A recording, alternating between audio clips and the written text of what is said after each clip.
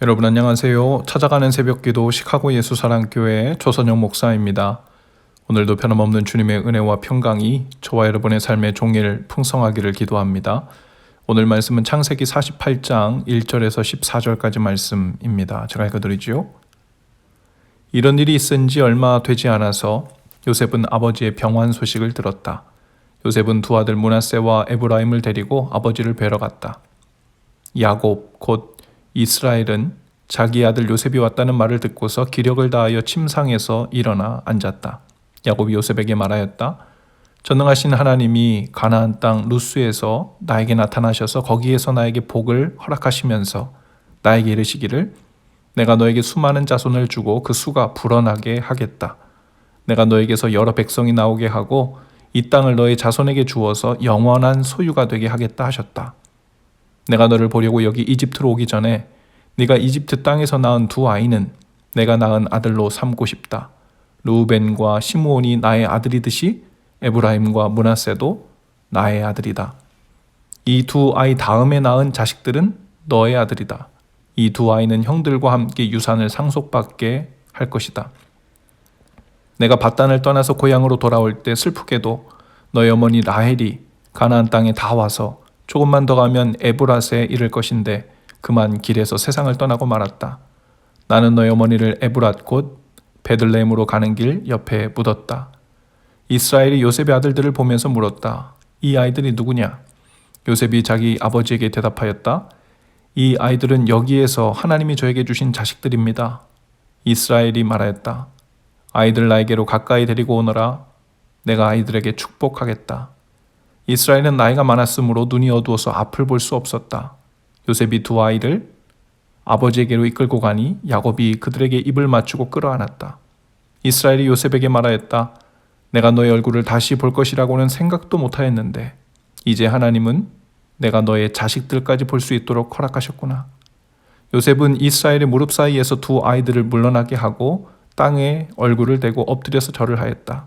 그런 다음에 요셉은 두 아이를 데려다가 오른손으로 에브라임을 이끌어서 이스라엘의 왼쪽에 서게 하고 왼손으로 므낫세를 이끌어서 이스라엘의 오른쪽에 서게 하였다. 그런데 이스라엘은 에브라임이 작은 아들인데도 그의 오른손을 에브라임의 머리 위에 얹고 므낫세는 맏아들인데도 그의 왼손을 므낫세의 머리 위에 얹었다.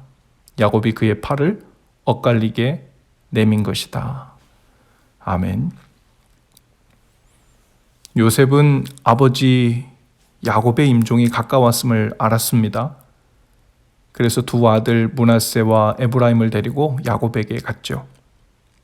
요셉은 그 자녀들이 아버지 야곱에게 축복받기를 원했습니다.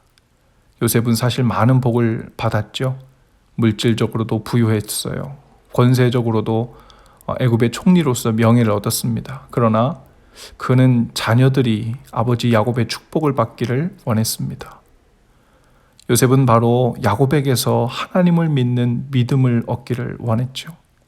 요셉은 아버지 야곱을 믿는 그 하나님을 두 아들에게 물려주기를 원했던 거죠. 그런데 요셉의 눈앞에서 두 가지 충격적인 사건이 발생합니다. 하나는 야곱이 손자 두 명을 아들로 삼겠다고 한 일이죠. 야곱은 손자인 므낫세와 에브라임에게 지금부터 너희는 손자가 아니라 아들이라고 말합니다. 조카들이 삼촌들에게 형이라고 부르라고 한 거예요. 그리고 그 일은 그대로 이루어집니다. 실제 이스라엘 역사에서 므낫세와 에브라임은 아버지 항렬에 올라서 12지파 중에 속하게 되죠. 또 하나는 동생과 형의 위치를 바꾸는 일이 일어났습니다. 야곱은 동생인 에브라임이 형이 되고 형인 므낫세가 동생이 되게 합니다. 므낫세는 형으로 태어났지만 동생인 에브라임에게 형이라고 부르게 된 거예요. 이것도 에브라임이 장자가 됨으로 그대로 이루어집니다. 오늘 본문에 보면 요셉은 아버지가 동생인 에브라임을 형인 므낫세보다 앞세워 축복하시려는 것을 보고 오늘 본문에 읽진 않았지만 마음에 기쁘지 않았습니다. 그래서 아버지의 오른손을 므낫세에게로 옮기고자 했는데 아버지에게 므낫세가 장자이니 오른손을 므낫세에게 앉으라고 요청한 겁니다. 그러나 야곱은 나도 에브라임이 장자인 것을 안다라고 말하면서 므낫세도 축복하지만 아우인 에브라임이 므낫세보다 더 크게 될 것이라고 말합니다. 이것도 참으로 놀랄 만한 일입니다. 역사가 바뀌는 아주 중요한 순간이었어요. 이 축복을 통해서 에브라임이 형이 되죠. 에브라임은 나중에 북이스라엘 왕국의 대표 지파가 됩니다. 그를 통해서 에브라임에게서 많은 왕들이 나왔고요.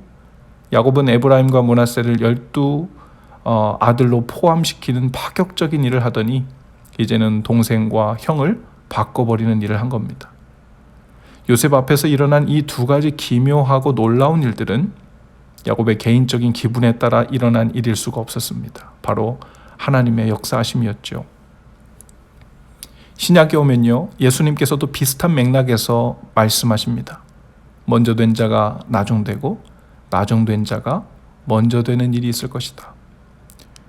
우리는 먼저 되었다고 방심해선 안 될 것입니다.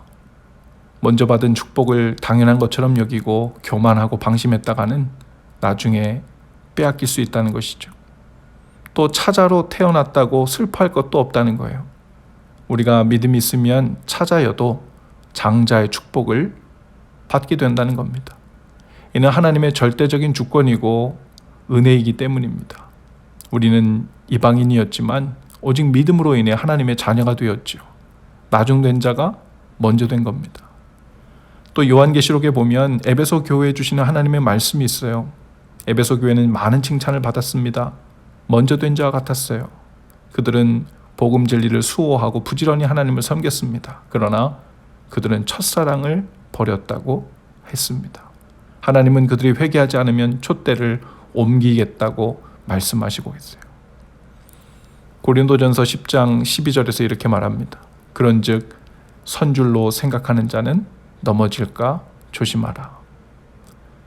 우리는 장자이든 차자이든 돈이 많든 적든 건강하든 건강하지 못하든 하나님의 은혜 앞에서 모두 공평합니다.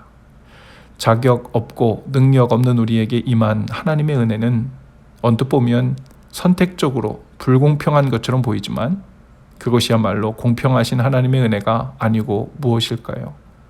누구라도 믿음으로 은혜를 입고 하나님의 자녀가 될 수 있다는 놀라운 또 기묘한 일이 우리에게 벌어졌습니다. 자격 없는 죄인이라고 믿고 용서받아 얼마든지 새로운 삶을 살 수 있고 영생을 선물로 받는다는 이 놀라운 소식의 주인공이 바로 저와 여러분이죠. 절대로 당연한 일이 아닙니다. 오늘도 우크라이나를 비롯한 세계 곳곳에서는 전쟁의 소식이 들리고 있습니다. 아침부터 저녁까지 내 생명이 보존될까? 혹여 사랑하는 가족들 중에 오늘 포탄으로 인해서 잃게 되는 가족은 없을까? 내일은 무사히 성한 몸으로 아침에 눈을 뜰 수 있을까 하는 그런 걱정으로 가득 차 있는 사람들이 많습니다. 마치 먼저 된 자의 복과 은혜를 누리고 있는 우리가 마땅히 행할 일들을 하는 날 될 수 있기를 바라요. 감사로 하루를 채워가고 또 오늘부터 시작하는 우크라이나를 위한 정오 1분 기도에도 참여하셔서 우크라이나를 위한 평화 기도에도 동참하실 수 있기를 바랍니다. 투표권이 있으신 분들은 진행되고 있는 대한민국 20대 대통령 선거 부재자 및 재외국인 투표에도 참여하실 수 있기를 바라요. 우리가 할 수 있는 일들은 비록 미미해 보이고 그 무엇도 온전해 보이는 것은 없지만 믿는 자로서 하나님 나라와 복음을 위해 할 수 있는 최선을 드리는 날 되실 수 있기를 바랍니다.